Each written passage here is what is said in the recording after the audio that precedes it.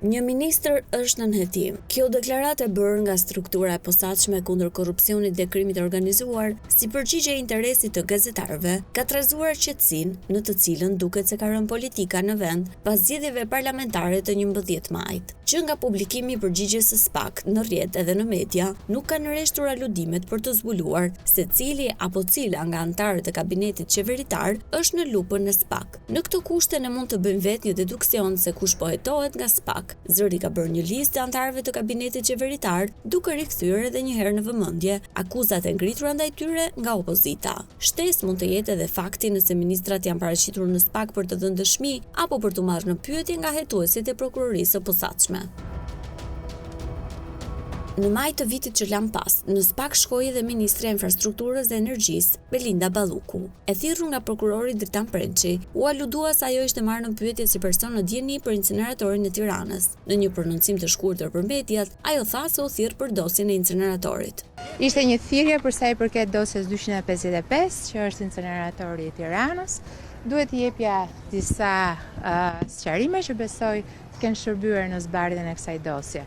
Zëvendës kryeministria është ndër më të kallëzuarat në SPAK nga opozita për disa çështje të ndryshme që kanë të bëjnë me kabinetin që ajo drejton.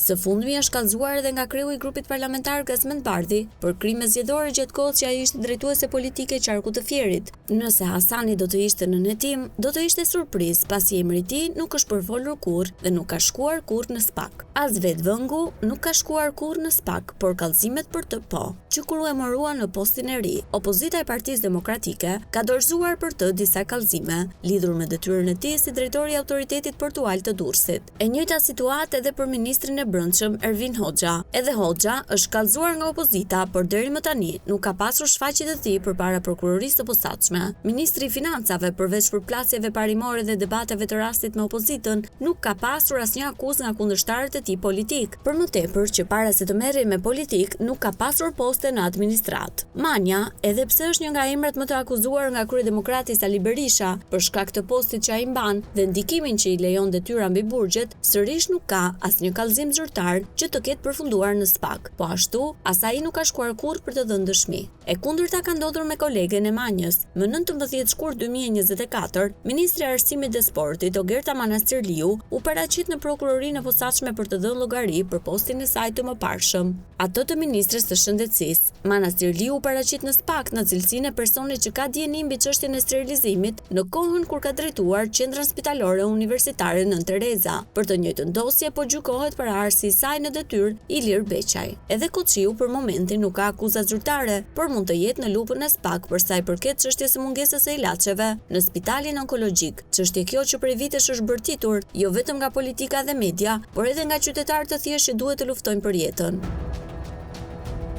Si ministër jo, por si drejtori i Drejtorisë së Përgjithshme të Transportit Rrugor, po. Blendi Gonxha shkoi në SPAK më datë 22 korrik 2022. Aso kohë raportohet se Gonxha ishte thirrur pas një kallëzimi të dorëzuar nga Nisma Thurje, që akuzonte se ai kishte kryer disa vepra penale nëpërmjet shpërdorimit të detyrës dhe shkeljes së barazisë në tendera. Por pasi doli nga SPAK, Blendi Gonxha mohoi aludimet se ndaj tij kishin nisur hetimet. Nuk ka asnjë lloj lidhje DPSHDR-ja që unë përfaqësoj si drejtor me arsyen që isha një gjysmore për një verifikim për një çështje të tretë që si person u pyeta për një sqarim dhe nuk ka asnjë lidhje me detyrën që kryej. Po është një çështje që është hetim që nuk ka të bëjë fare.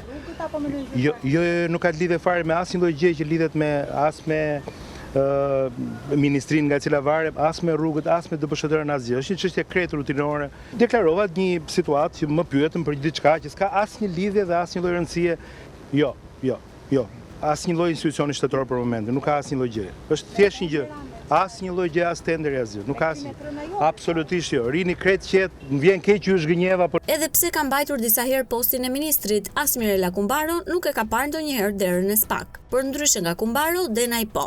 Ka shkuar në SPAK në gusht të vitit 2023, aso kohë ish ministre e Financave, Anila Denaj u mor në pyetje në lidhje me koncesionin e sterilizimit. Edhe 3 ministret pra protokoll janë disa nga emrat për të cilët nuk ka ndonjë dieni se mund të ketë ndonjë dosje në SPAK. Ish ministri i Brendshëm Tauland Balla ka shkuar në SPAK vitin që lan pas, edhe si kallëzues i dosjes Partizani, për të cilën ish kryeministri Sali Berisha dhe dhëndri i tij Amar Brumalltezi janë zyrtarisht në akuzë, por po ashtu, Balla është emri më i akuzuar i kryedemokratit Sali Berisha, si një nga zyrtarët që ka pasur në pronësi të tij një llogari në rrjetin e enkriptuar SKY-CC. Po ashtu, Berisha ka akuzuar për lidhje me krimin, por kurrë nuk i ka materializuar në padi që më pas të jenë depozituar në SPAK. Më 22 korrik 2024 në SPAK ishte edhe ministri për pushtetin vendor Arbian Mazniku. Ai u mor në pyetje lidhur me hetimet që po kryeshin për dosjen 5D. Mazniku, ish nënkryetari i Bashkisë së Tiranës, ka dhënë deklarime si person në dieni, duke ju përgjigjur fletëthirrjes së prokurorit Klodian Braho.